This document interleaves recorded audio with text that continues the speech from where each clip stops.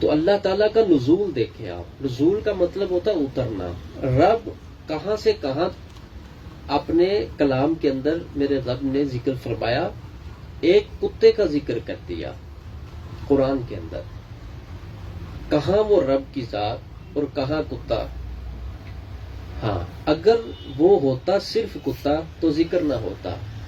بھائی وہ کتا نہیں تھا صرف، وہ اللہ والوں کا کتا تھا، اس وجہ سے اللہ نے اس کا ذکر فرمایا. تو نسبت دیکھیں نا آپ، اللہ والوں کا کتا ہے وہ، اس وجہ سے اس کا ذکر ہے. اور وجہ کیا بنی؟ وفاداری. اگر کتا اللہ کے بندوں کی وفاداری کر لے تو اللہ کے قرآن کا موضوع بن جاتا ہے. اگر انسان اللہ کے کسی بندے کی وفاداری کر لے تو وہ کیوں نہیں رب کی رحمت کا موضوع بنتا؟ پھر وہ کیوں نہیں اللہ کے ہاں ذکر کا موضوع بنتا؟ بات تو بالکل واضح ہے، بالکل واضح سی بات ہے.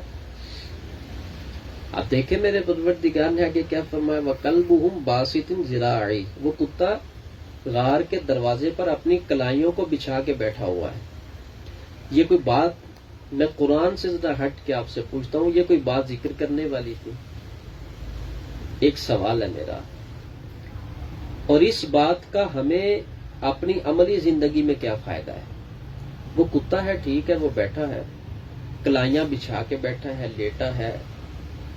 آپ کسی گھر جاتے ہیں، کسی کی کوٹھی میں داخل ہو، گھر میں داخل ہو، تو ملاقات کرنے کے بعد جب آپ آئیں گے تو آ کر یہ کہیں گے ان کے گھر کے باہر بلی بیٹھی ہوئی تھی اور وہ بلی ایسے تھی اور وہ ایسے تھی، اور کہنا کیا بات کر رہے ہو، تمہیں سمجھ نہیں لگ رہی، تم بلی کتے کی بات کر رہے ہو، مجھے بندے کی بات سناؤ.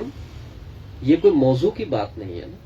لیکن اس پروردگار کی شان دیکھیے آپ کہ اس نے کتے کا ذکر کیا اور کتے کے بیٹھنے کا ذکر کیا. اور جیسے جیسے وہ اصحاب کہف کے اوپر جو ورودات اللہ کی رحمت کے ہوتے تھے، کتے پر بھی ویسے ہی ہوتے تھے. اگر ان کی کروٹ اللہ بدلتا ہے تو کتے کی بھی بدلتا ہے.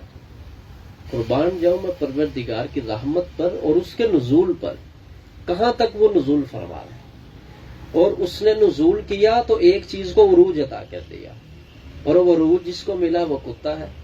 اور وجہ کیا بنی؟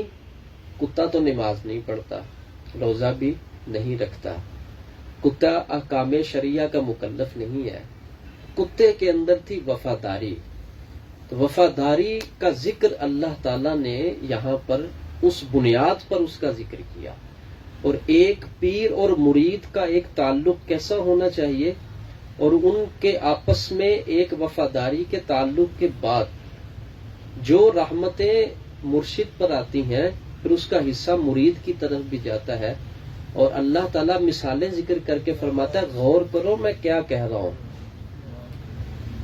غور کرو میں کیا کہہ رہا ہوں. اللہ کو کیا اس بات کی ہے کہ وہ کسی کتے کا ذکر کرے؟ وہ کوئی الگ کتا تھا جس کا ذکر وہ اللہ والوں کا کتا تھا. اس کو لذت کے لیے نہیں سننا، اس کو تربیت کے لیے سنیں. اس سے تربیت لیں اس جملہ کے ساتھ کہ اگر کوئی جنس کا انسان نہ ہو اور اللہ کے بندوں سے پیار کر لے، اللہ جنس نہیں دیکھتا، اس کا ذکر قرآن میں درج فرما دیتا ہے. کتنی بڑی بات ہے ان لوگوں کے لیے جن کی جنس انسان کی ہے مگر ان میں وفاداری نہیں ہے، ان کے اندر وفا کا پہلو اور ایلیمنٹ ان کے اندر موجود نہیں ہے.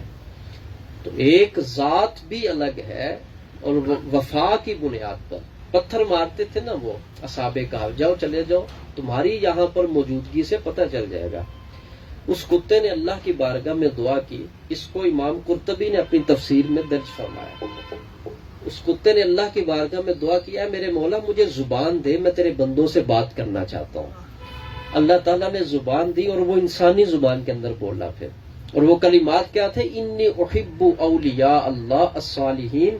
بول کے وہ کتا ان کو کہتا ہے مجھے مارتے کیوں پتھر، میں تو اللہ کے ولیوں سے محبت کرنے والا ہوں.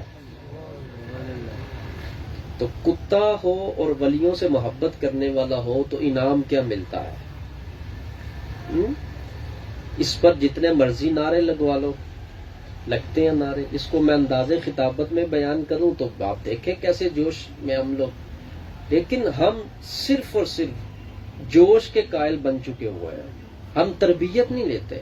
اللہ تعالیٰ نے اتنی بڑی جو مثال ذکر فرمائی ہے، ہم یہاں آئے اور سن کے چلے جائیں اور خالی آئے اور خالی چلے جائیں تو کوئی بات نہیں ہے.